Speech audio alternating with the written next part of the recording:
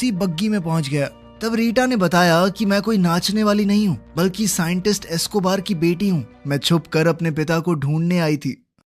वहीं नदी किनारे आर्लस और मैकग्राथ अपने अगले प्लान की तैयारी कर रहे थे। किनारे पर मैकग्राथ के फौजी उसके ऑर्डर्स का इंतजार कर रहे थे। उसी समय स्टीम से चलने वाला एक टैंक वहां आया और फौजियों को लगा कि वो उनका नया हथियार है, इसीलिए वो खुशियां मनाने लगे। पर अचानक टैंक ने वहां धुआंधार फायरिंग की, जिसमें सभी फौजी मारे गए। मैकग्राथ के पैरों तले जमीन खिसक गई और वो आर्लस पर चिल्लाया कि तुमने मुझे धोखा क्यों दिया। तब आर्लस ने कहा कि ये मेरा बदला है। दरअसल मैकग्राथ उसे एक लड़ाई में अकेला छोड़कर भाग गया था। उसी लड़ाई में उसने अपने आधे शरीर को खोया था। मैकग्राथ ने गुस्से में अपनी बंदूक निकाली, लेकिन आर्लस ने अपनी व्हील चेयर से गोली चलाकर उसे मार डाला। फिर उसने अपने साथियों से 1000 किलो सोना स्पाइडर कैनियन नाम की एक जगह पर लाने को कहा, जिसके बाद वो अपना सबसे बड़ा हथियार बाहर निकालेगा। खैर, जब रीटा, जेम्स और गॉर्डन वहां पहुंचे तो उन्होंने देखा कि सभी फौजियों की लाशें वहां बिखरी पड़ी हैं और आर्लस वहां से गायब था। तब जेम्स ने एक कहानी सुनाई,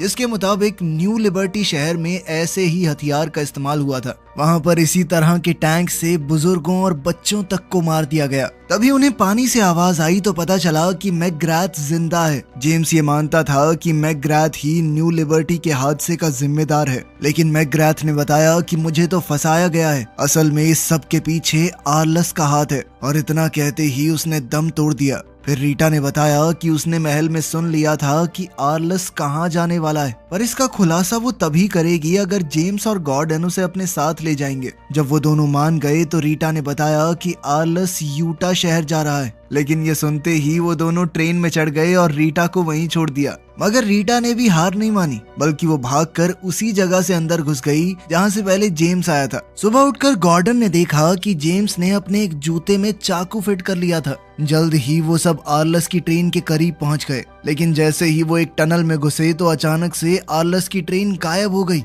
वो समझ नहीं पाए कि ये हुआ क्या। असल में आर्लस की ट्रेन खास बीम्स का इस्तेमाल करके ऊपर उठ गई थी, जिस वजह से जेम्स और गॉर्डन अपनी ट्रेन में उनसे आगे निकल गए। तभी आर्लस ने पीछे से उन पर गोलीबारी शुरू कर दी तो जेम्स पूल टेबल पर लेटकर नीचे पटरियों तक पहुंच गया। बदकिस्मती से उसकी रस्सी टूट गई और वो ट्रेन से पटरियों पर जा गिरा। तब जेम्स ने मौका देखकर वो रस्सी आर्लस की ट्रेन से बांध दी और ऊपर चढ़ गया। फिर उसने चिमनी में झांकने की कोशिश की, पर तभी एक गार्ड ने उस पर पीछे से हमला बोल दिया। उन दोनों में लड़ाई शुरू हो गई और फिर जेम्स ने अपने जूते में चिप